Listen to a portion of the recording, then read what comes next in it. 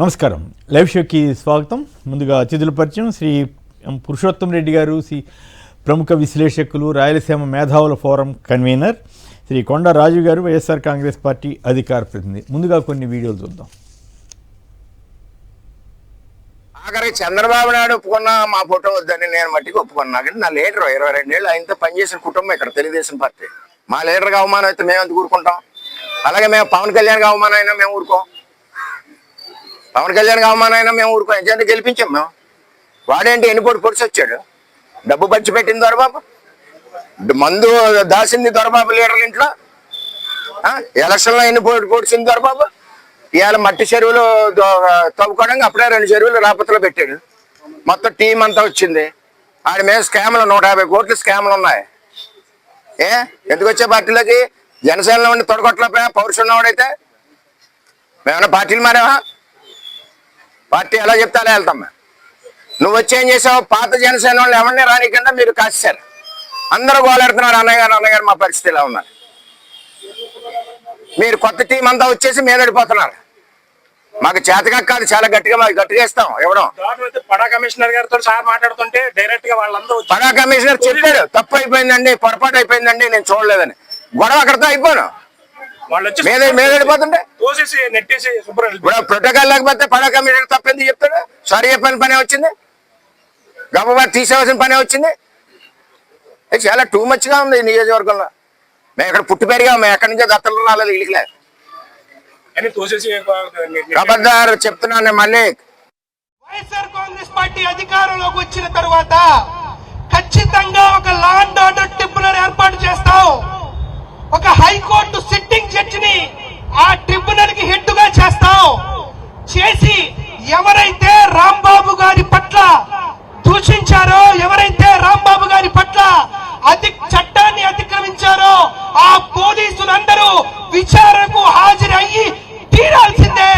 మిమ్మల్ని మేము remove from service చేయాల్సిందే. ఎందుకు ఈ మాట చెబుతున్నానంటే, ఇక్కడ వైఎస్ఆర్ కాంగ్రెస్ పార్టీ శ్రేణులు చాలా మంది ఉన్నారు.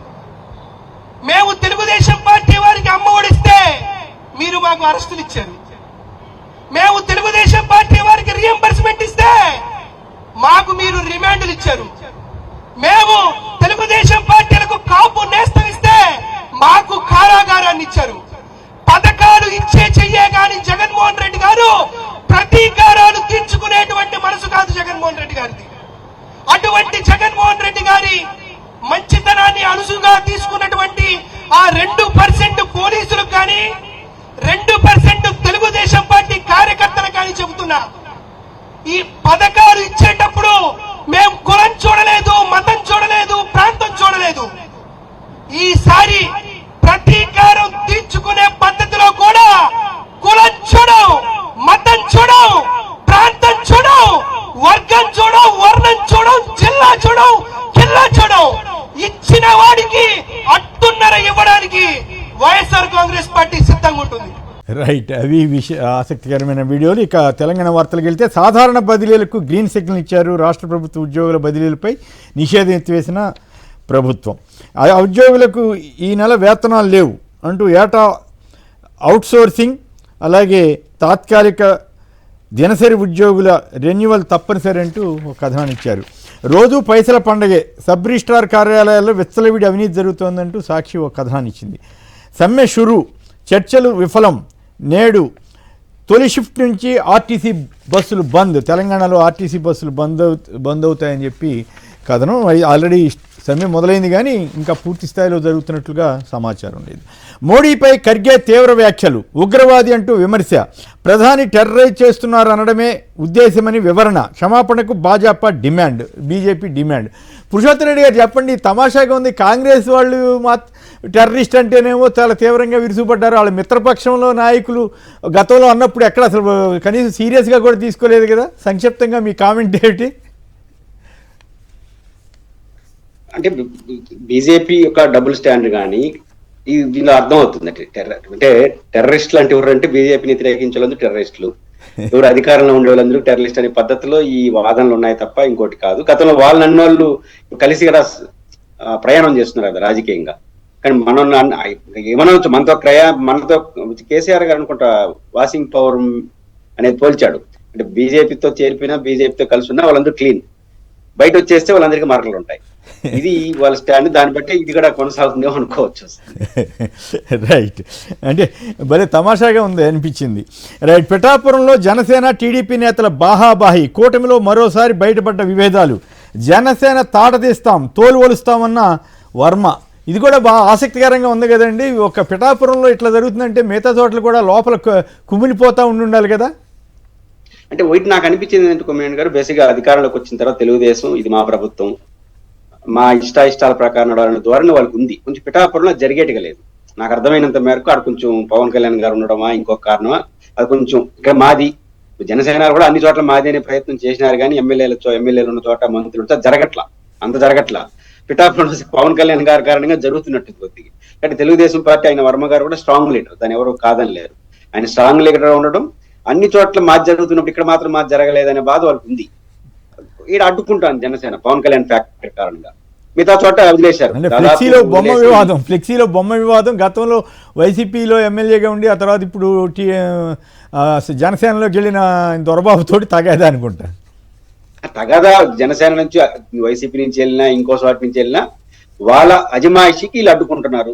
అది అజమాయిషి ఏంటి? ప్రజాసేవ చేయడం కోసం. ఇప్పుడు వారి ఆరోపణలన్నీ చూస్తే చెరువులు దోవేసినారు, ఇవే కదా. ఫైనాన్షియల్ 150 కోట్ల, మన తెలీదు, ఆయన అంటున్నాడు 150 కోట్ల రూపాయల అవినీతి 150 కోట్లు. అసలు షాకుడు.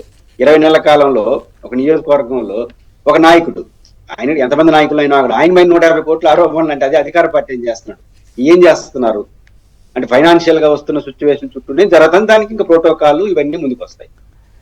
రైట్, రాజు మీరు కూడా మాట్లాడతారా? పిఠాపురంలో గొడవ, జనసేన తోలు ఒలుస్తానని హెచ్చరిస్తున్న వర్మ గారు. సార్ కేసర్ గారు, మీకు ప్యానలిస్ట్ గారికి, సాక్షి టీవీ న్యూస్ ఛానల్ వీక్షకులందరూ కూడా నా హృదయపూర్వక నమస్కారాలు, శుభోదయం. సార్ ఖచ్చితంగా రాష్ట్ర వ్యాప్తంగా కూడా జనసేన పార్టీ పరిస్థితి ఎలా ఉందంటే చాలా అగమ్య గోచరంగా ఉంది. పవన్ కళ్యాణ్ గారు ఏదో సర్దుకు పొమ్మంటున్నారు కాబట్టి వాళ్ళు అలా ఉన్నారు, కానీ అంతర్గతంగా ఎమ్మెల్యే స్థాయి నాయకులకు కూడా ఈ కూటమి ప్రభుత్వంలో మర్యాదలు దక్కట్లేదు, ప్రోటోకాల్ దక్కట్లేదు. ఉదాహరణకి ఇప్పుడు నిన్న మీరు వర్మ గారి సంఘటన ఒకటి చెప్పారు, ఫ్లెక్సీ విషయంలో గొడవ. అదే సమయంలో పి గన్నవరం కాన్స్టిట్యున్సీలో పవన్ కళ్యాణ్ గారి ఫోటో లేదని చెప్పి కూడా అక్కడ తగాదా పడి కొట్టుకున్నటువంటి పరిస్థితి ఎమ్మెల్యే క్యాంపు కార్యాలయంలోనే. అదే విధంగా విశాఖపట్నం లాంటి మహానగరంలో, ఉమ్మడి విశాఖ జిల్లాలో 3 జనసేన పార్టీ శాసనసభ్యులు ఉంటే ఆ 3 జనసేన శాసనసభ్యులను ప్రతి చోట తెలుగుదేశం పార్టీ ఇన్ఛార్జ్కి ఏదో ఒక ప్రభుత్వ కీలక చైర్మన్ పదవి ఇచ్చి ప్రోటోకాల్ హోదా కల్పించారు. కానీ మిగతా 12 నియోజకవర్గాల్లో ఎక్కడైతే తెలుగుదేశం పార్టీ ఎమ్మెల్యేలు ఉంటారో అక్కడెక్కడా కూడా జనసేన పార్టీ నేతలకు పదవులు లేవు. ప్రతి దాంట్లోనే కూడా జనసేన నియోజకవర్గాల్లో ఎక్కడికక్కడ తెలుగుదేశం వాళ్ళు ఇంటర్వ్యూ అవుతున్నారు, వాళ్ళని ఇబ్బందులు పెడుతున్నారు, మర్యాదలు దక్కట్లేదు. ఇవన్నీ అందరికీ తెలుసు. కానీ ఏంటంటే పవన్ కళ్యాణ్ గారు మాట్లాడద్దన్నారు కాబట్టి ఇంకా కిమ్ కమ్మన్లాగా వీళ్ళు నిమ్మకి నీరెత్తినట్టు ఉన్నారు. కానీ అంతర్గతంగా కుమ్ములాటలు కొట్లాటలతోనే ఈ కూటమి ఉన్నది తప్పితే ఇంకొకటి కాదు. ఖచ్చితంగా పవన్ కళ్యాణ్ అయితే చంద్రబాబు నాయుడు గారికి బౌండ్ అవడం జరిగింది, కానీ ఆ పార్టీ నాయకులు కార్యకర్తలు ఎక్కడ ఆ సయోధ్య సఖ్యత లేదు. ఈ కూటమి కొట్లాట్ల మధ్య వాళ్ళ పార్టీ క్యాడర్లు, సామాన్య ప్రజలు నలిగిపోతున్నారు. తద్వారా పరిపాలన వైఫల్యం కొట్టొచ్చినట్టు కనిపిస్తా ఉంది. రైట్, ఇక మరో అంశంలోకి వెళ్దాం. రాత్రి హత్యలు, తెల్లారాక శవాల దగ్గర ముసలి కన్నీళ్లు. పార్థసారథి గారితో ఈ మాటలు మాట్లాడించారు. ఎంత దారుణంగా ఉందంటే, రంగా గారి హత్య కేసులో ఉన్నవాళ్ళు ఇప్పుడు టీడీపీ ఎమ్మెల్యేలుగా ఉన్నారు. వాళ్ళందరినీ వదిలేసి జగన్ గారు షేక్ హ్యాండ్ ఇచ్చారంట ఈ కేసులో ఉన్నాయంటే ఎవరితోటో ఎప్పుడో. అది పెద్ద సమస్య అంట. రోజు ఈనాడు వాళ్ళు రోజు ఒక మంత్రితో మాట్లాడించడం, దాన్ని ఫస్ట్ పేజీలో పెట్టించడం, అంటే మొత్తం డైవర్షన్ టాక్టిక్స్ కింద చూడాలా ఏమిటి? దీని హత్యా రాజకీయాలకు బాబే బ్రాండ్ అంబాసిడర్ అంటూ ఆయన మన రవీంద్రనాథ్ రెడ్డి గారు పార్థసారథి గారికి సమాధానం ఇచ్చారు.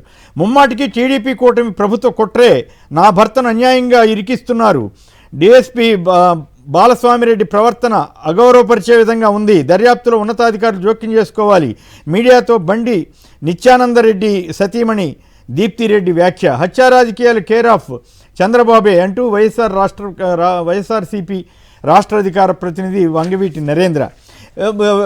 పురుషోత్తం గారు, మీకేమనిపిస్తుంది? రోజు కావాలని జగన్ గారి మీద ఏదో రకంగా బురద వేయాలని, తద్వారా ఈ ఇష్యూస్ అన్ని డైవర్ట్ చేయాలనే లక్ష్యమా ఏమిటి? నిన్న ఒక మంత్రితోటి పిచ్చి పిచ్చిగా మాట్లాడిచ్చారు. మళ్ళీ ఇవాళ ఇదే మంత్రి గతంలో చంద్రబాబు గారిని ఎంత ఘోరంగా దూషించింది, అవన్నీ అప్పుడు వైసీపీలో ఉన్నప్పుడు చూసాం.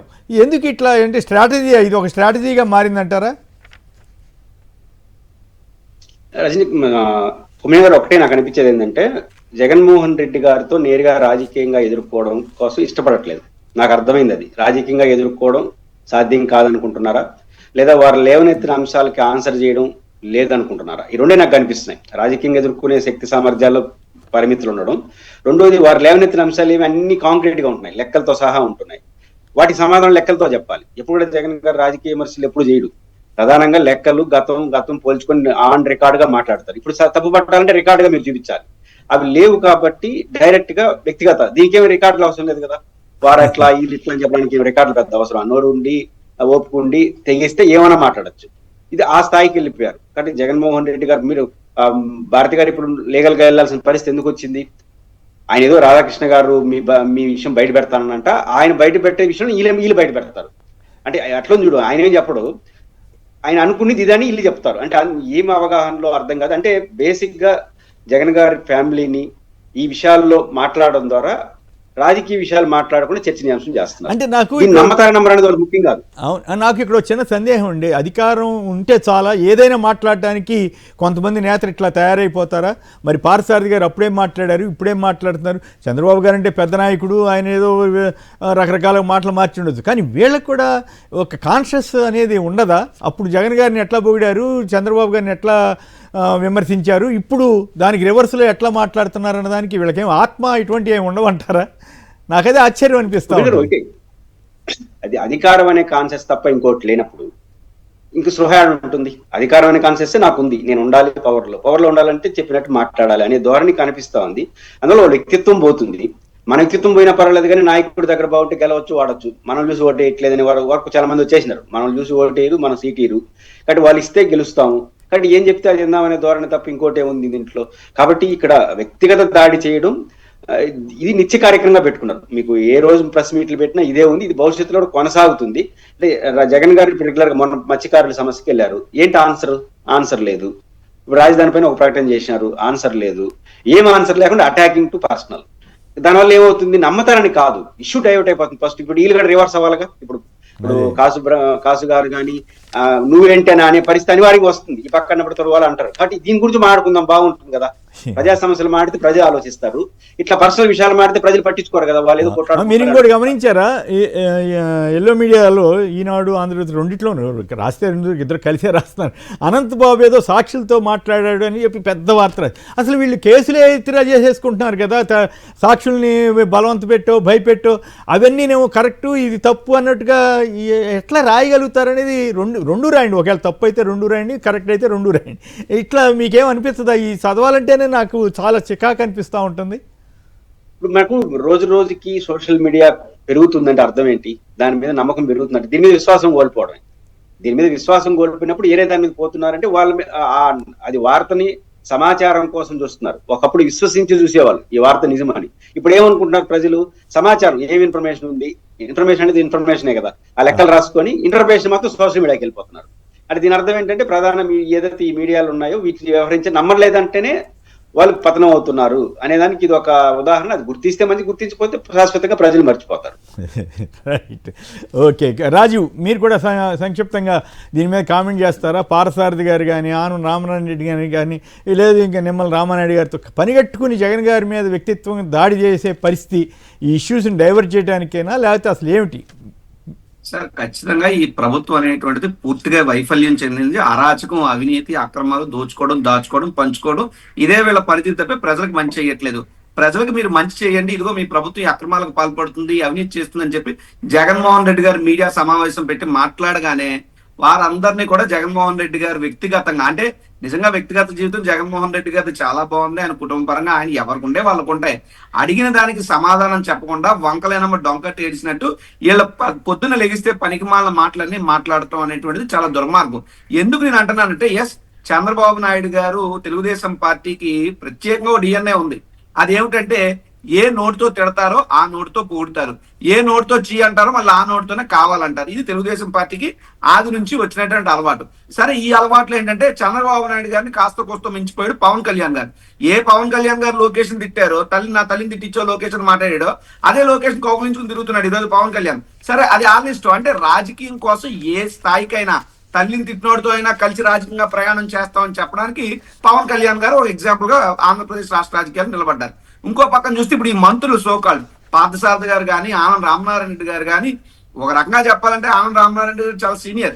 సో అటువంటి వ్యక్తి అనేక సందర్భాల్లో చంద్రబాబు నాయుడు ఏంటి, ఆయన మనస్తత్వం ఏంటి, ఆయన ఎంత ఘోరాతి ఘోరంగా ఉండేవాడు అనేటువంటి విషయాలు పత్రికాముఖంగా మాట్లాడాడు. మళ్ళీ ఈరోజు నిశ్చిగ్గా ఆయన గురించి ఆయనకి భజనలు చేసుకోవాల్సి వస్తుంది. అంటే మంత్రి పదవి కన్నా ముఖ్యమంత్రి పదవి అయితే వచ్చింది కదా ఆనంద రామనారాయణ రెడ్డి గారికి లేదా పార్థసారథి గారికి. చెయ్యని మంత్రి పదవులు కాదు కదా, చెయ్యని ఎమ్మెల్యేలు ఎంపీలు కాదు కదా. కాస్త వ్యక్తిత్వం అనేటువంటిది ఉండాలి కదా. తర్వాత తరాలకు మనం ఏమి స్ఫూర్తిగా నిలుస్తున్నాం అనే ఆలోచన పరిజ్ఞానం ఉండాలి కదా. ఆలోచన లేదు, పరిజ్ఞానం లేదు, ఇంకోటి లేదు. ఎంతసేపు చంద్రబాబు నాయుడు ఏ స్క్రిప్ట్ ఇస్తే ఆ స్క్రిప్ట్ మాట్లాడేయడం, ఏదో రకంగా పొలిటికల్ డైవర్ట్ చేయాలనే ఆలోచనతో వ్యవహరించడం తప్ప ఇంకోటి కాదు. పైగా కన్నా లక్ష్మీనారాయణ గారి గురించి కూడా చెప్పాలి. ఆయన ఒక పచ్చ మీడియాకి ఇచ్చినటువంటి ఇంటర్వ్యూలోనే చంద్రబాబు నాయుడు గారు నన్ను రంగా గారిని ఫిజికల్ గా ఎలిమినేట్ చేశాడు, నన్ను కూడా ఎలిమినేట్ చేయాలనుకున్నాడు, రంగా గారి విషయంలో సక్సెస్ అయ్యాడు, నా విషయంలో ఫెయిల్ అయ్యాడు, తర్వాత పెద్దలు ఎవరో పిలిచి చంద్రబాబు తిట్లు తిట్టారన్నారు. మరి ఈ రోజు చంపాలనుకున్న వ్యక్తి చంకన ఎక్కి ఆయన రాజకీయంగా ప్రయాణం చేస్తున్నాడు. ఒకప్పుడు చంద్రబాబు నాయుడు బీజేపీలో ఆయన బీజేపీ రాష్ట్ర అధ్యక్షుడు ఉంటుండగా వాడు వీడియోని మాట్లాడితే అలా మాట్లాడుతున్నాడు, అలాగే మాట్లాడుతున్న మనిషి కూడా ఈ రోజు చంద్రబాబును పొగుడుతున్నారు. అంటే ఇంత వయసు వచ్చి ఇంత రాజకీయంలోకి వచ్చి ఇంకా దేనికి యావ, ఇంకా దేనికి యాస?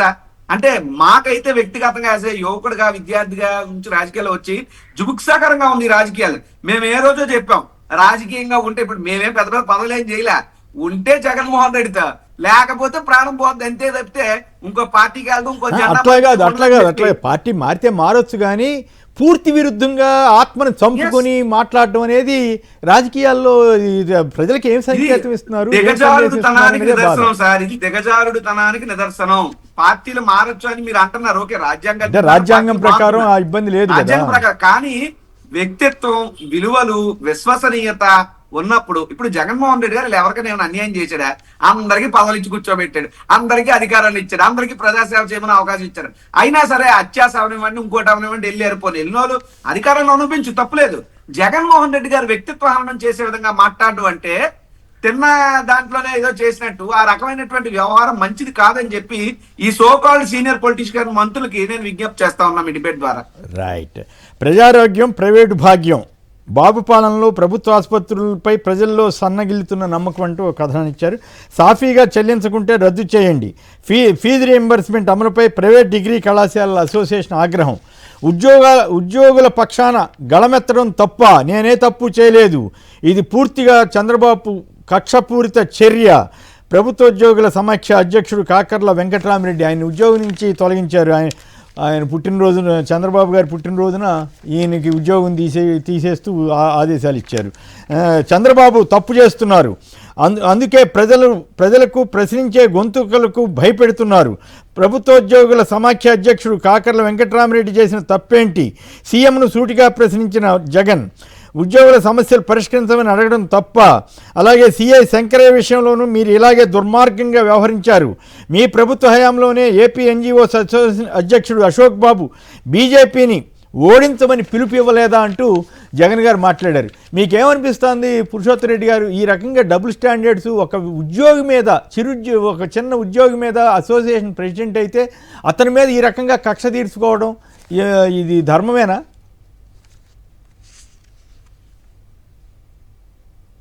కొమ్మినర్ బేసిక్ గా వెంకటరమణారెడ్డి గారి విషయం రెండు సాంకేతిక అంశాలు సాంకేతికంగా చూడొచ్చు. ప్రభుత్వం రాజకీయ కోణం కూడా కనిపిస్తాం చాలా స్పష్టంగా. ఎందుకంటే మీరు ఉదాహరణ ఇప్పుడు అశోక్ బాబు గారి వ్యవహారం అన్ని చూసినప్పుడు ప్రభుత్వం ఎలా ఉన్నాయంటే ఉద్యోగ సంఘ నాయకులు మాకు అనుకూలంగా ఉంటే ఏ నిబంధనలు ఎలా ఏం సంబంధం ఉండదు, అది ప్రభుత్వం ప్రజల కోసం చేసినట్టు లెక్క. కానీ మాకు భిన్నంగా ఉంటే అది రాజకీయ కోణం. ఇది కనిపిస్తోంది ఉద్యోగ సంఘాల నాయకుల్లో కానీ ఉద్యోగ సంఘాలు ఒక్కొక్క ప్రభుత్వం పట్ల ఒక్కొక్క రాజకీయ పార్టీల పట్ల కొన్ని సాఫ్ట్ కార్నర్స్ ఉండొచ్చు, వాళ్ళ పరిపాలన విధానాల పట్ల నమ్మి ఉండొచ్చు. అద్దు దాటితే చర్యలు తీసుకోవచ్చు, దాని ఏం కాదను. కానీ ఆ చర్యలు అద్దు దాటిన దాన్ని తీసుకుంటున్నారా, మాకు రాజకీయంగా భిన్నంగా ఉన్నారని, లేదా పలానా వాళ్ళకి అనుకూలమని, లేదా మాకు భిన్నంగా చేస్తారని రాజకీయ కోణంలో చేస్తున్నారా? ఇప్పుడు ఉదాహరణకు 2024 ఎన్నికల్లో ఎంతమంది ఉద్యోగస్తుల పైన ఆరోపణలు వచ్చినాయి? ఇప్పుడు వెంకటరమణారు మీకు జర్నలిస్ట్ గా మీకు తెలుసు కుమ్మేణ గారు, ఎలక్షన్ జరిగినప్పుడల్లా చాలా చోట్ల ఎంప్లాయీస్ అక్కడ పాల్గొన్నారని ఇక్కడ పాల్గొన్నారని అదుపు తప్పారని విమర్శలు వస్తుంటాయి. అవన్నీ ఒక లెక్క ఉంటుంది. ఎలక్షన్ కమిషన్ దగ్గర 10, 20, 100, 200 కంప్లైంట్స్ ఉంటాయి.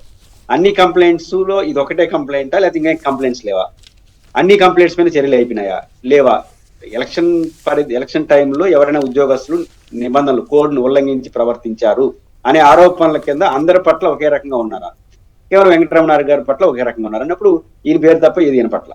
కాబట్టి వెంకటరమణారెడ్డి గారు వైఎస్ఆర్ కాంగ్రెస్ పార్టీ అధికారంలో ఉన్నప్పుడు ఉద్యోగుల సమస్యల పట్ల ఆ ప్రభుత్వం వ్యవహరించిన తీర్పు పట్ల వాళ్ళ సంతృప్తి వల్ల కావచ్చు, లేదా కొన్ని పాలసీ డెసిషన్స్ గట్టిగా ప్రభుత్వానికి సపోర్ట్ చేస్తూ మాట్లాడిన మాట నిజం. అది ఉద్యోగ సంఘాల బాధ్యతగా చూశారు.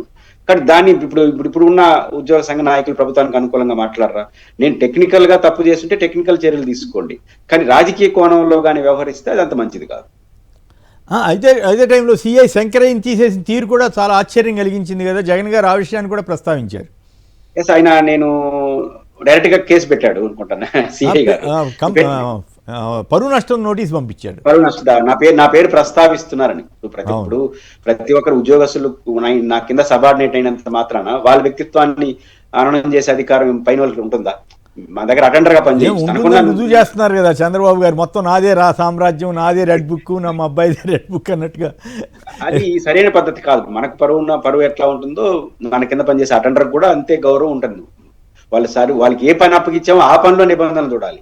పనికి సంబంధించిన విషయంలో వారు నేను ఒకటే కదా, వాళ్ళ హోదా వాళ్ళకు ఉంటుంది, నా హోదా ఉంటుంది. దాన్ని బ్యాలెన్స్ తప్పితే ఇప్పుడు శంకరయ్య ఉదాహరణకు వస్తుంది. రైట్ రాజీవ్ సార్, చంద్రబాబు నాయుడు గారి ప్రభుత్వం పూర్తిగా కక్షపూర్తి ధోరణిలో మాత్రం పనిచేస్తా ఉంది. దానికి ఉదాహరణ ఈ రోజు కాకర్ల వెంకటరామరెడ్డి గారిని డిస్మిస్ చేయడం ఉద్యోగం నుంచి.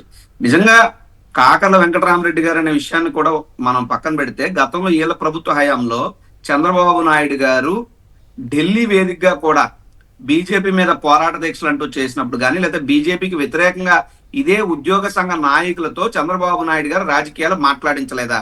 మరి ఆయన ప్రభుత్వ హయాంలో ఉద్యోగస్తులు బీజేపీకో కేంద్ర ప్రభుత్వానికో ఓ రాజకీయ పార్టీకో వ్యతిరేకంగా మాట్లాడితే వాళ్ళ మీద ఎందుకు చర్యలు తీసుకోలేదు? వాళ్ళ చేసింది ఒప్పు అయితే సరే, వెంకటరామరెడ్డి నేను ఏది కూడా సర్వీస్ రూల్స్ కి వ్యతిరేకంగా నేను ఎప్పుడు పని చేయలేదని ఆయన స్పష్టంగా చెప్తున్నాడు. ఆయన కోర్టుకి వెళ్తానంటున్నాడు. మళ్ళీ ఇంకో పర్యాయం చీఫ్ సెక్రటరీ గారికి వినతిపత్రం ఇస్తానని చెప్పి చాలా పద్ధతిగా ఆయన మాట్లాడుతా ఉన్నాడు. సో అటువంటి పరిస్థితుల్లో అప్పుడు ఆ ఉద్యోగులకు వర్తించినటువంటి సర్వీస్ రూల్స్ వెంకటరామరెడ్డి గారికి ఎందుకు వర్తించవు? లేదా వెంకటరామరెడ్డి గారి మీద మీరు కక్షపూరితంగా చర్యలు తీసుకున్నారా? ఇది చెప్పాల్సిన బాధ్యత ప్రభుత్వం మీద స్పష్టంగా ఉంది. రెండవది, వెంకటరామరెడ్డి అనే వ్యక్తి ఆయన రాజకీయ పార్టీ నాయకుడు కాదు, ఉద్యోగ సంఘ నాయకుడు. ఈ ఉద్యోగాలకి గత ప్రభుత్వం అంటే జగన్మోహన్ రెడ్డి గారి ప్రభుత్వంలో 80% హామీలు వచ్చినటువంటి మొదటి ఏడాదిలోనే గత ప్రభుత్వం అమలు చేసింది. జగన్మోహన్ రెడ్డి గారి ప్రభుత్వ హయాంలోనే ఉద్యోగస్తులకు మేలు జరిగింది. ఇప్పుడు ఉద్యోగస్తులు అన్యాయం అవుతున్నారని చెప్పి ఉద్యోగ సంఘ నాయకుడుగా ఒక నాయకుడు వాళ్ళ సంఘానికి జరుగుతున్న అన్యాయాన్ని ప్రతిఘటిస్తే ఉద్యోగం నుండి తీసేస్తూ మిగతా ఉద్యోగులందరినీ కూడా భయపెట్టే ప్రయత్నం కూటమి ప్రభుత్వం చేస్తుంది. ఇది చాలా దుర్మార్గమైనటువంటి విషయం. ఒక ఉద్యోగస్తుల మీదే కాదు, జర్నలిస్ట్ గా మీ మీద కానివ్వండి, లేదా కేవీఆర్ అనేటువంటి తెలంగాణలో ఉన్నటువంటి జర్నలిస్ట్ మీద కానివ్వండి, విద్యార్థుల మీద కానివ్వండి, మహిళల మీద కానివ్వండి, ప్రతి ఒక్కరి మీద ఎవరు నోరు ఇప్పి మాట్లాడితే, ఎవరు ఈ ప్రభుత్వాన్ని ప్రశ్నిస్తే, ఈవెన్ శ్రీహరి గారు లాంటి వ్యక్తి మీద కానీ, పూడి శ్రీహరి గారి మీద కానీ అందరి మీద లిస్టు చాంతాడంత అవుతుంది. వీళ్ళు చేసిన తప్పులు తడకలు అన్యాయాలను ప్రశ్నిస్తే ఈ రకమైనటువంటి కక్షపూర్తి ధోరణి పనులు చేస్తా ఉన్నారు. నేను ఒకటే అడుగుతా ఉన్నా, గతంలో ఏబి వెంకటేశ్వరరావు గారు ఏమి సర్వీస్ రూల్స్ కు అద్భుతంగా అనుగుణంగా పనిచేసాడా? ఆయన ఎన్ని పనులు చేశాడు ఎవరో తెలియదు. అశోక్ బాబు గారు ఏ రకంగా చంద్రబాబు నాయుడు గారు కొమ్ము కాసాడు 2014 ఎన్నికలకు ముందే ఆయన అధ్యక్షుడిగా ఉంటుండగానే దానికి ప్రతిఫలంగానే కదా మీరు ఎమ్మెల్సీ ఇచ్చింది ఆయనకి. లేకపోతే అశోక్ బాబు లాగా ఎంతమంది ఉద్యోగ సంఘ నాయకులు లేరు, ఎంతమందికి చంద్రబాబు నాయుడు గారు ఎమ్మెల్సీలు ఇచ్చారు? సో చంద్రబాబు నాయుడు ఎవరినైనా వాడుకోగలడు, ప్రతిఫలాలు అందివ్వగలడు. కానీ ఉన్న వాస్తవాలు ఎవరైనా చంద్రబాబు నాయుడుతో కలవకపోతే మాత్రం వాళ్ళని ఐదర్ ఫిజికల్ గా లేదా క్యారెక్టర్ పరంగా లేదంటే ప్రొఫెషనల్ పరంగా అసాసినేట్ చేసే కార్యక్రమం మాత్రం చంద్రబాబు నాయుడు గారు అద్భుతంగా చేయగలరు. దానికి ఉదాహరణ కాకర్ల వెంకటరామరెడ్డి గారి అంశం. రైట్.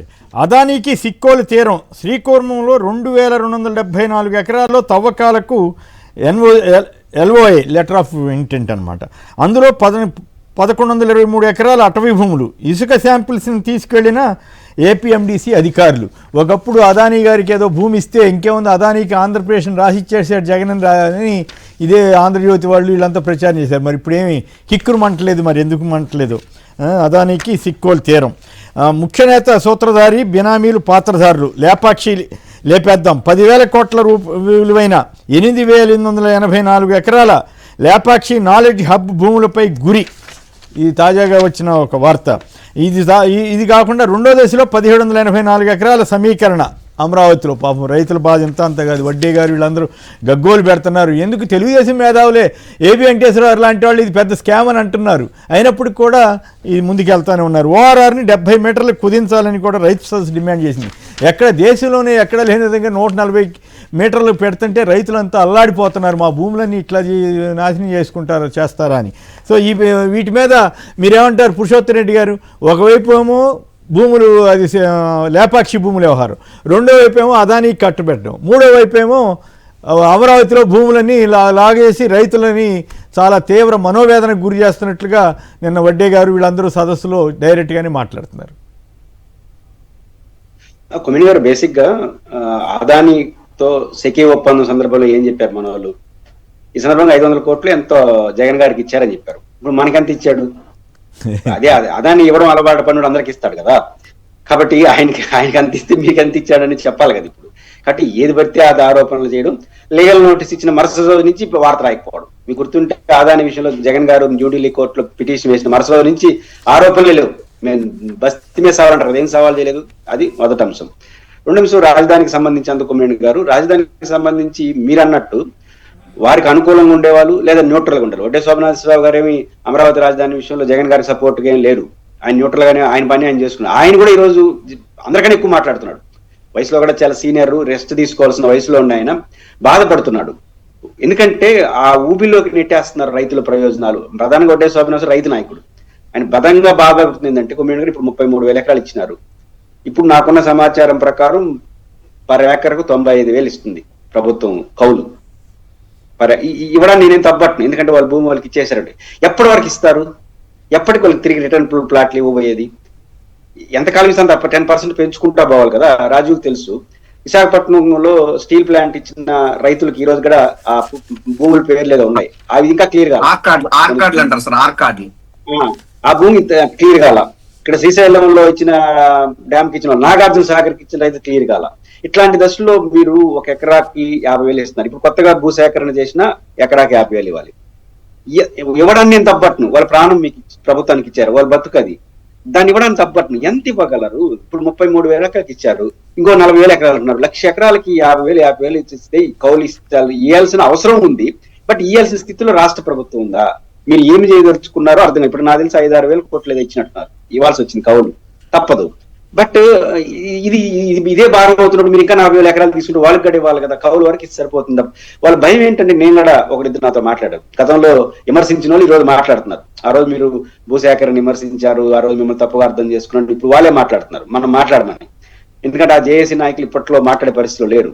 వాళ్ళు ఏమంటున్నారు ప్రధానంగా, సార్ మాకు ఉన్న భయం ఒకటే, ఆల్రెడీ 33,000 ఎకరాలు ఇచ్చిన రైతుకి ఒక ప్లాట్ ఇవ్వలేదు. సరే ఇచ్చారో లేదు నాకు తెలియదు, ఇచ్చింది కూడా ఆన్లైన్ లో పేపర్ మీద ఇచ్చేసినారు, రోడ్లే లేదు, డివిజన్ చూపిలేదు.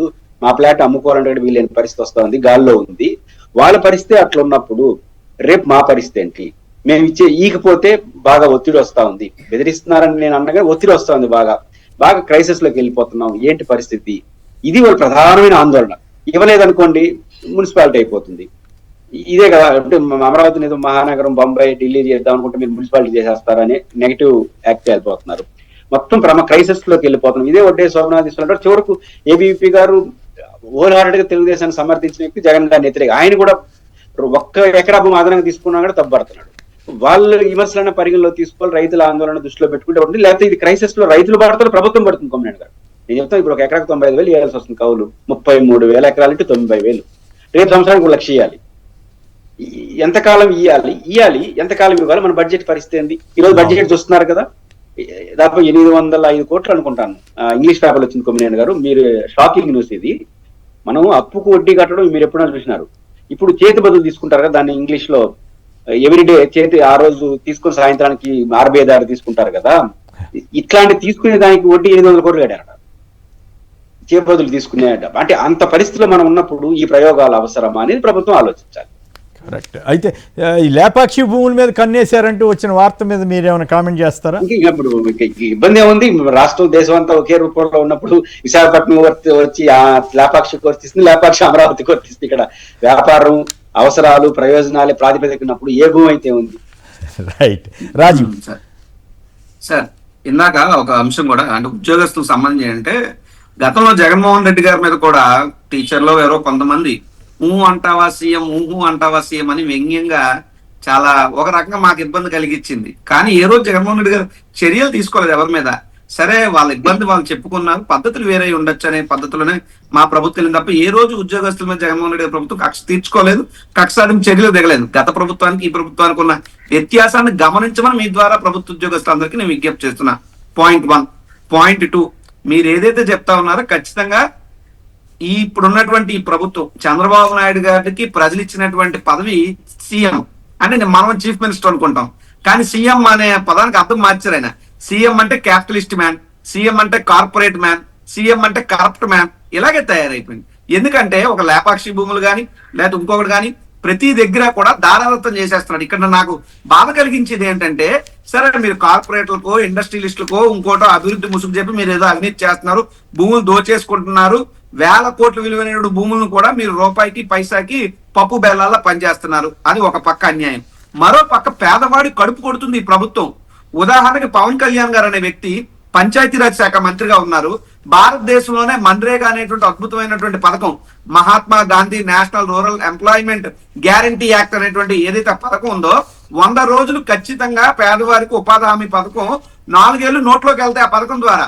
అటువంటిది గత ప్రభుత్వంలో మేము అద్భుతంగా చేస్తే ఆ వాస్తవానికి ఆంధ్రప్రదేశ్ రాష్ట్రానికి మన్రేగా అమలు చేయడంలో దేశంలోనే మంచి పేరు ఉంది. గతంలో కూడా మేము ఆ పేరు నిలబెట్టాం. అయితే ఇప్పుడు ఉన్నటువంటి ఈ ప్రభుత్వంలో 100 రోజులకు గాను 2024-25 సంవత్సరానికి 51 రోజులు మాత్రమే పని కల్పించారు.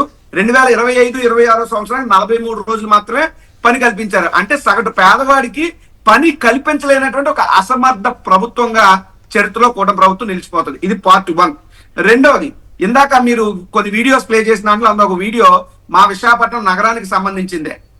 విశాఖపట్నం నగరానికి సంబంధించి ఎంత దారుణం, ఎంత దుర్మార్గం అంటే నడిస్తే పన్నేటి సార్ నాకు అర్థం కాదు, నరకక పన్నా ఇంత దుర్మార్గం నేను ఎప్పుడు చూడలేదు. ఎందుకంటే గతంలో 14 నుంచి 19 మధ్యలో ఉన్నప్పుడు ఇందిరా ప్రియదర్శిని మున్సిపల్ స్టేడియం అంటే విశాఖపట్నంలో ఒకప్పుడు ఇంటర్నేషనల్ క్రికెట్ స్టేడియం, అది మధురవాడ స్టేడియం రాకముందు అది కుక్కలు చింపిన స్టేడియం లాగా తయారైందని అక్కడికి వెళ్ళి మేమే వీడియోలు చేసి అప్పుడు నేను యూత్ పేరు నానా పోరాటాలు చేసి అధికారంలోకి వచ్చాక జగన్మోహన్ రెడ్డి గారు డబ్బు కేటాయించి దాన్ని అభివృద్ధి చేశాడు.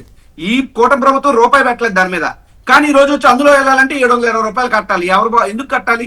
720 రూపాయలు ఒక సామాన్యుడు నడిస్తే కట్టాలి ఆ ప్రభుత్వానికి. ఎంత అన్యాయం! శివాజీ పార్క్ గానీ, అనకాపల్లి స్టేడియం గానీ, S3 స్పోర్ట్స్ అరీనా గానీ విశాఖపట్నం ఉమ్మడి విశాఖ జిల్లా వ్యాప్తంగా కూడా మరి దారుణం. జగన్మోహన్ రెడ్డి గారు విశాఖపట్నం 100 ఓపెన్ జిమ్స్ పెట్టాడు సార్. 100 ఓపెన్ జిమ్స్ అంటే రోడ్డు మీద ఎవరైనా బీచ్ రోడ్ లో కానీ ఎక్కడైనా సరే ఆ ఓపెన్ జిమ్ ఖరీదు మినిమం 10 లక్షల నుండి 20 లక్షలు ఉంటుంది.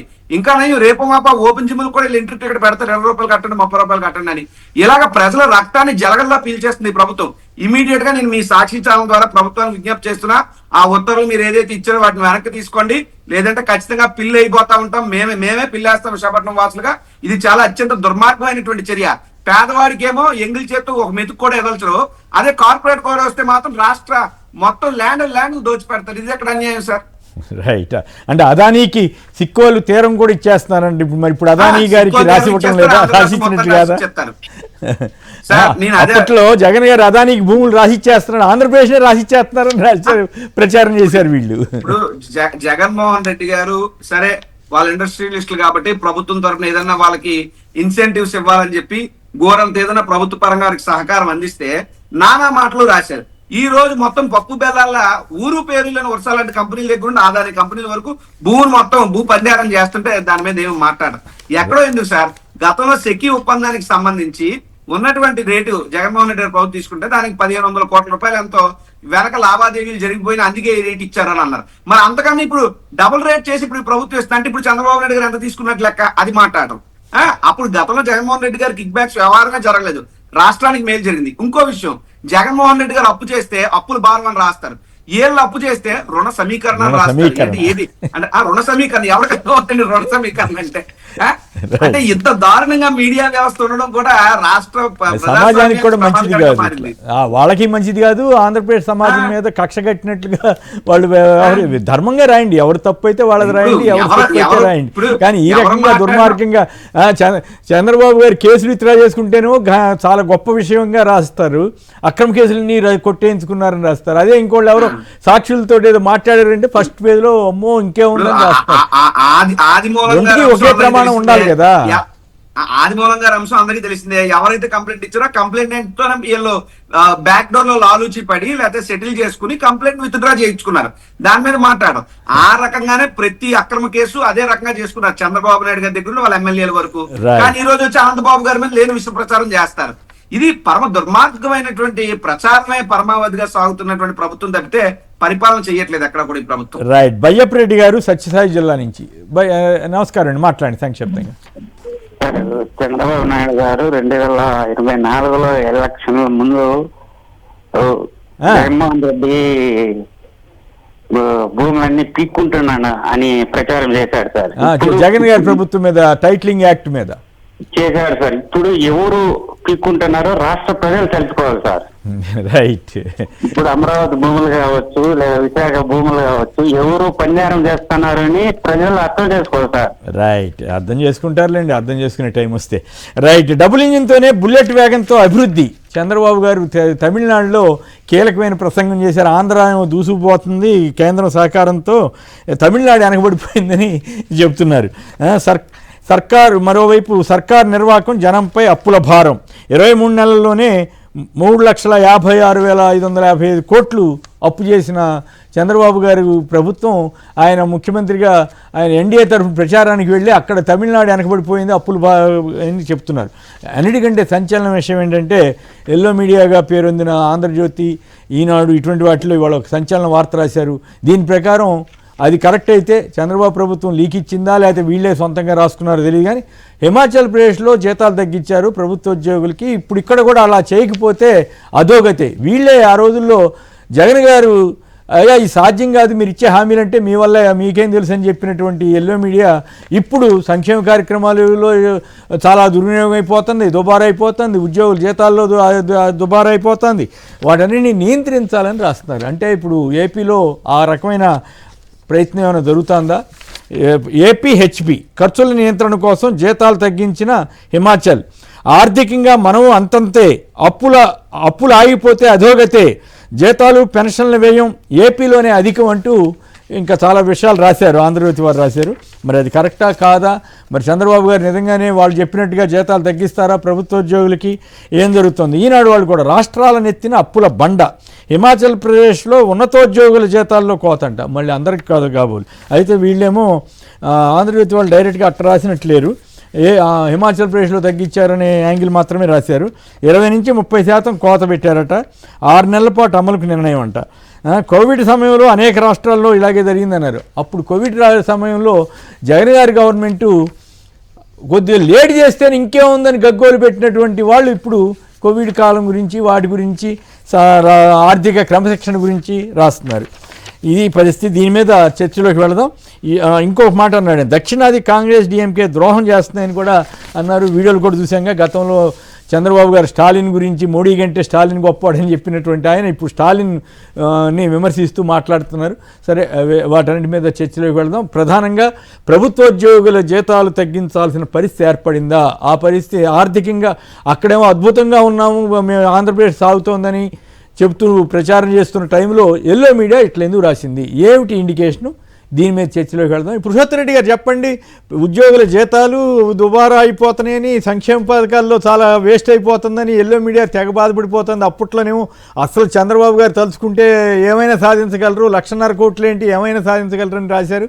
ఇప్పుడు ఇట్లా రాస్తున్నారు. ఏమై ఉంటుంది? అది గవర్నమెంట్ లీకా లేకపోతే వీళ్ళ సొంత కవిత్వం జీతాలు తగ్గించాల్సిన పరిస్థితి వచ్చిందని హిమాచల్ ప్రదేశ్లో జరిగిందని ఏమంటారు? మీకేమనిపిస్తోంది? ఓవరాల్గా ఇది చూస్తే ఏపీలో ఆయనేమో అక్కడికి వెళ్ళి అద్భుతంగా సాగుతోంది అన్నట్లుగా బ్రహ్మాండంగా ఉంది, డబుల్ ఇంజన్ సర్కార్ అన్నారు. ఇక్కడ చూస్తేనేమో ఎల్లో మీడియా ఇట్లా రాసింది.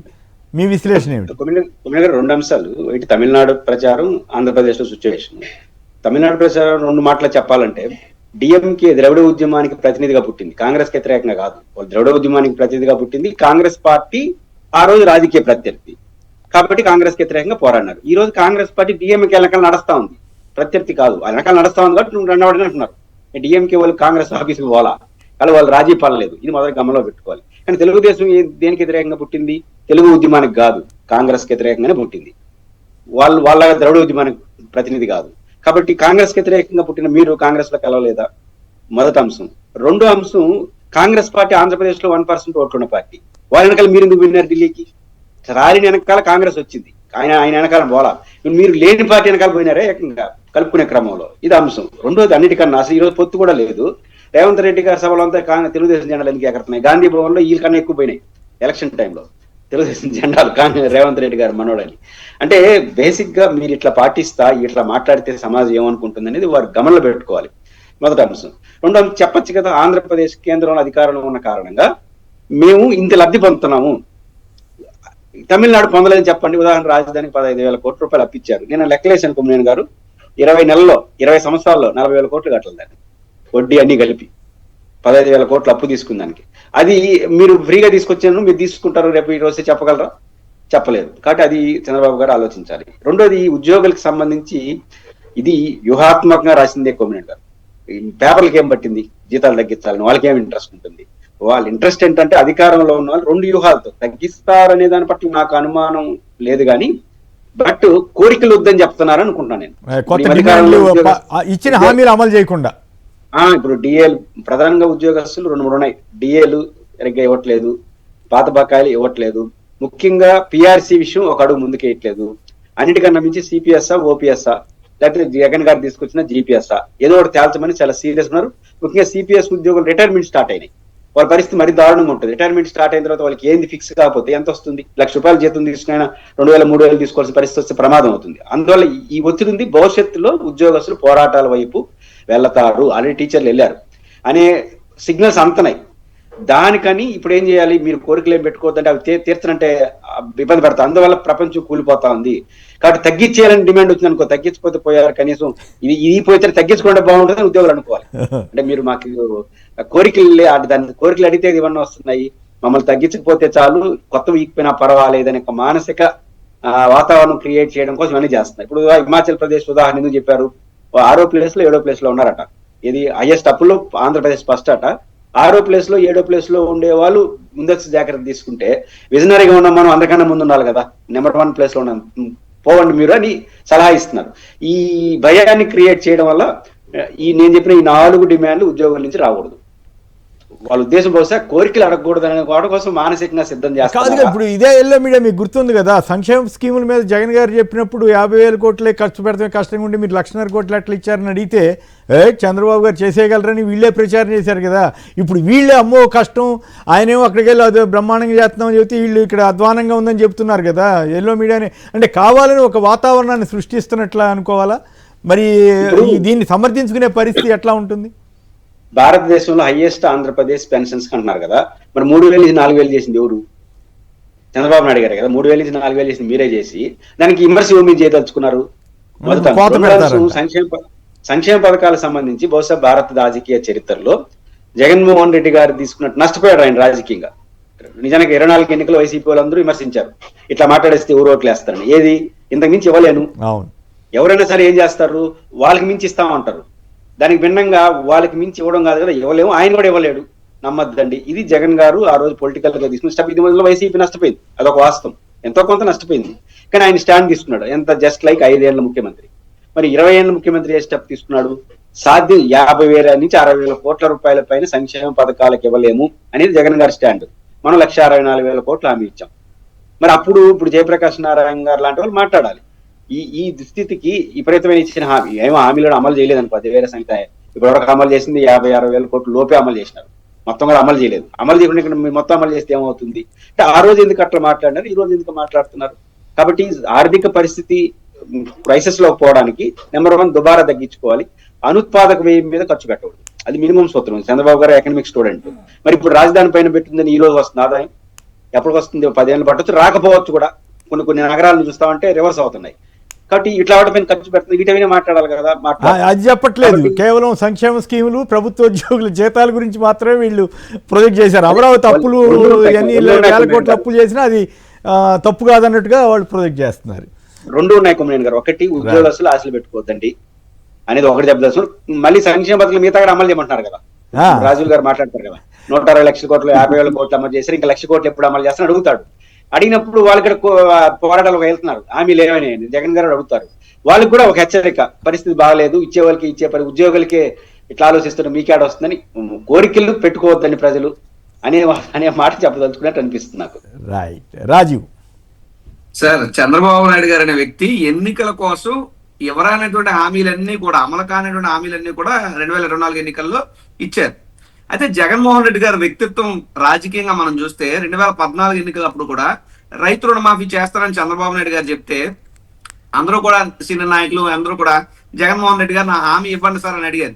కానీ జగన్మోహన్ రెడ్డి గారు ఇవ్వనని చెప్పారు. ఎందుకంటే అది అమలు సాధ్యం కాదు, అది నేను ఇవ్వను, మాట ఇస్తే దాన్ని నిలబెట్టుకోవాలి, మాట తప్పడం మడం తిప్పడం అనేటువంటిది మా నాన్నకి తెలియదు, నాకు తెలియదు అని అదే స్టాండ్ మీద ఉండిపోయాడు జగన్మోహన్ రెడ్డి గారు. 14లో ఓటమిని స్వీకరించడానికైనా సిద్ధపడ్డగలిగా మనోస్థైర్యం ఉన్న నాయకుడే తప్పితే ఇచ్చిన మాట తప్పే నాయకుడు వైఎస్ జగన్మోహన్ రెడ్డి కాదు అని చెప్పడానికి 2014 ఎన్నికలు ఒక ఉదాహరణ. మేము జస్ట్ 2% లోపు ఓట్ బ్యాంక్ తోనే 14లో మేము అధికారం కోల్పోయాం. సరే 19లోకి అధికారంలోకి వచ్చాం, 24 వచ్చినప్పటికి మళ్ళీ చంద్రబాబు నాయుడు గారు పెన్షన్ పెంచుతానని ఇక రకరకాలైనటువంటి హామీలు ఎన్నో ఇస్తే, సార్ అందులో కొన్నైనా మనం చేద్దాం అంటే లేదు, గతంలో మనం ఏదైతే చేసామో దాన్ని కంటిన్యూ చేస్తాం, ఇంకా కావాలంటే పెన్షన్ ఒకేసారి 1000 రూపాయలు పెంచడం కాదు, ఏడాదికి 250 రూపాయలు మాత్రమే పెంచుతానని చెప్పి చాలా నిజాయితీగా చెప్పాడు ఆయన. మేమందరం బాధపడ్డాం, ఏంటి మన సార్ ఎలాగా అంటారని. సరే, దాని ప్రతిఫలం ఈరోజు మేము ఓడిపోయి ఉండుండొచ్చు కాక, కానీ జగన్మోహన్ రెడ్డి గారు చెప్పింది అక్షర సత్యం. జగన్మోహన్ రెడ్డి గారు నిజమైతేనే మాట్లాడతారు, జగన్మోహన్ రెడ్డి గారు నిజాలే మాట్లాడతారని చెప్పడానికి ఇవన్నీ ఉదాహరణలు. అయితే చంద్రబాబు నాయుడు గారు ఏంటంటే ఏదో అంటారు కదా, ఏరు దాటే వరకు ఓడమల్లన్నా, ఏరు దాటాక బోడిమల్లన్నా అని అలా ఉంది. ఎన్నికలు అయిపోయి అసెంబ్లీలో వచ్చినటువంటి చంద్రబాబు నాయుడు గారు డే 1 తెల్ల జెండా ఎత్తాడు ఆయన. ఇవి చూస్తే భయం వేస్తుంది, ఆర్థిక పరిస్థితి చూస్తే నాకు ఎలా అమలు చేయాలని నేను అనుకుంటున్నానంటే అక్కడి నుంచి వెనకాల ఉన్నటువంటి మంత్రులు, సోకాల్డ్ పచ్చ మీడియా మెంటల్ గా రాష్ట్ర ప్రజానికాన్ని, ఉద్యోగస్తుల్ని అందరినీ ప్రిపేర్ చేస్తూ ఉంటారు. అందులో ఉదాహరణకు అచ్చెన్నాయుడు లాంటి నాయకుడు కూడా ఆ మహిళలకు ఇస్తామన్నట్టు 1500 ఇవ్వాలని ఉంది మాకు, కానీ మేము ఇవ్వలేకపోతున్నాం, ఇవ్వాలంటే రాష్ట్ర బడ్జెట్ సరిపోదు అన్నాడు. మరి రాష్ట్ర బడ్జెట్ సరిపోదన్న పెద్ద మనిషి ఆ హామీ ఇచ్చేటప్పుడు ఈ తెలివితేటలు ఎక్కడ పెట్టారు, ఎక్కడ దాచిపెట్టారు అన్నటువంటి ఇంగిత జ్ఞానాన్ని అంతా. కాబట్టి ఎన్నికల వేళ మాత్రం ప్రజలను మభ్యపెట్టి మోసం చేసి టమారా వేషాలు అయినా వేసి అధికారంలోకి రావాలన్నదే లక్ష్యం. అధికారంలోకి వచ్చిన తర్వాత ఇచ్చిన హామీని ఎలా అమలు చేయకుండా పక్కకు తప్పుకోవాలన్న దాంట్లోనే ఒక ప్రీ ప్లానెడ్ వేలోనే చంద్రబాబు నాయుడు గారు వెళ్తారు. రెండోది, చంద్రబాబు నాయుడు గారు ఏదైనా చేయాలనుకుంటే ముందు తన పచ్చ మీడియా ద్వారా లీకులు ఇస్తాడు ఆయన. ఆ లీకులు, ఆ డిస్కషన్లు కూడా పచ్చ మీడియా ఛానల్స్ వేదికగానే జరుగుతాయి. 2019 ఎన్నికల్లో మీకు గుర్తుంటే ఉంటది, కేసర్ గారు చంద్రబాబు నాయుడు గారు రాధాకృష్ణ గారు మధ్య మాట్లాడుకున్నటువంటి ఒక ఆడియో లీక్ అయింది. అప్పుడు ఏం చెప్పాడు, ప్రభుత్వ ఉద్యోగస్తుల మీద చంద్రబాబు నాయుడికి విపరీతమైనటువంటి ద్వేషం, వాళ్ళని మనుషులుగా కూడా చూడడు, గొడ్డు కన్నా అయ్యనం అనే పద్ధతిలోనే ఆయన మాటలు ఉంటాయి. ప్రభుత్వ ఉద్యోగస్తులకు జీతాలు ఇవ్వడమే దండగా అన్నటువంటి మాట్లాడిన చంద్రబాబు నాయుడు గారు ఇప్పుడు ప్రభుత్వ ఉద్యోగులకు ఏదో మంచి చేస్తారని మనం అనుకున్నా, ప్రభుత్వ ఉద్యోగస్తులు అనుకున్నా అది అత్యాశ పడినట్టే. కాబట్టే రాబోయే రోజుల్లో ఖచ్చితంగా ప్రభుత్వ ఉద్యోగులకి ముందున్న ముసల పండుగ చెప్పకనే చెప్తున్నారు, జీతాలు లేవు, లేదంటే అప్పులు పెరిగిపోయినాయి, ఇంకా జీతాలు తగ్గిస్తామని. అయితే ఇందులో మీరు గమనిస్తే మొన్న గ్రేడ్ 5, గ్రేడ్ 4 ఉద్యోగస్తులకి వాళ్ళకి 25,000 ఉన్న జీతం 28,000కి పెంచాలి.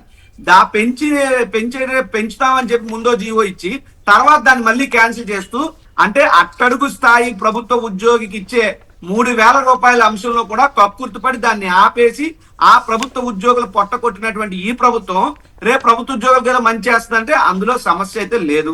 ఖచ్చితంగా చంద్రబాబు నాయుడు గారు ఏదైతే చేయాలనుకుంటారో దాన్ని పచ్చ మీడియా పత్రికలు, ఛానల్స్ వేదికగా డిబేట్లు పెట్టి లీకులు ఇచ్చి దాని తాలూకా పర్యవసానాలు ఎలా ఉన్నాయో చూసుకుని తర్వాత అమలు దిశగా ముందుకెళ్తాడు. అది ఆయనకి వెనతో పెట్టినటువంటి రాజకీయ విద్య. ఇకపోతే పక్కన ఉన్నటువంటి రాష్ట్రాలకు వెళ్ళి ఈయన గొప్పలు చెప్తా ఉన్నారు. ఎలా ఉంటదంటే చంద్రబాబు నాయుడు గారు ఏం మాట్లాడారు, గతంలో కాంగ్రెస్ పార్టీకి వ్యతిరేకంగా పుట్టినటువంటి పార్టీ ఈ రోజు కాంగ్రెస్ పార్టీతో కలిసింది అన్నాడు. సరే, అప్పుడు కాంగ్రెస్ పార్టీతో వ్యతిరేకంగా పార్టీ పుట్టింది, మరి అప్పుడు ఎన్టీ రామారావు గారు రాజకీయంగా పార్టీ పెట్ట ముందు వరకు నువ్వెక్కడ ఉన్నావు? మీరు అదే కాంగ్రెస్ పార్టీలో ఉన్నారు కదా, మీరు అదే కాంగ్రెస్ పార్టీ మీద ఎమ్మెల్యేగా పోటీ చేసి మంత్రి అయ్యి మరి మీరు అదే కాంగ్రెస్ పార్టీ మీద మీరైతే తిరుగుబాటు చేయొచ్చు. మళ్ళీ ఆ మాత్రం తిరుగుబాటు చేసిన వాళ్ళతో కలవకూడదు. అంటే మీకు ఒక నీతి, పక్క పార్టీలకు ఒక నీత. కేవలం ఇక్కడ ఇంకో విషయం, జగన్మోహన్ రెడ్డి గారు ఎప్పుడో చెప్పారు చంద్రబాబు నాయుడు అనే వ్యక్తి రేవంత్ రెడ్డి గారితో హాట్ లైన్ లో టచ్ లో ఉన్నారు అని. సరే, చాలా మంది ఏమో ఏడు జగన్మోహన్ రెడ్డి గారు రాజకీయ విమర్శలు చేస్తున్నారు. మొన్న మహిళా బిల్లే ఉంది. మహిళా బిల్లు సరే మీరు కూటమిలో ఉన్నారు, బీజేపీ నాయకులను కలిశారంటే అర్థం ఉంది. రేవంత్ రెడ్డి గారిని వెళ్ళి టీడీపీ మహిళా నాయకులు కలాల్సిన పని ఏంటండి? అసలు రేవంత్ రెడ్డి గారిని వెళ్ళి పయ్యావుల కేశవ్ గారు కలవాల్సిన పని ఏంటండి? అంటే జగన్మోహన్ రెడ్డి గారు చెప్పింది సత్యం. పగటిపూట ఏమో బీజేపీతో, రాత్రిపూట ఏమో రేవంత్ రెడ్డితో, అటేమో పొత్తు, ఇటేమో మరి ఇంకే సంబంధం మనకు తెలియదు, కానీ ఆ రకమైనటువంటి బంధాలు అనుబంధాలు కొనసాగిస్తూ అన్ని పార్టీలతోనూ ఉంటాడు ఈయన. కాబట్టి చంద్రబాబు నాయుడు గారు అనే వ్యక్తి తన రాజకీయ అవసరాల కోసం ఏ పార్టీ కాళ్ళైనా పట్టుకుంటాడు, అవసరం తీరాక ఆ పార్టీ జుట్టైనా పట్టుకుంటాడు, అమ్మనాబూతులు తిడతాడు, తిట్టిస్తాడు.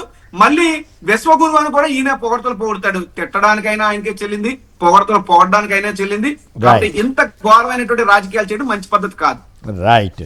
పురుషోత్తమ రెడ్డి గారు, కొండ రాజీవ్ గారు ఇద్దరికి ధన్యవాదాలు. ఇది నేటి చర్చా కార్యక్రమం. నమస్కారం.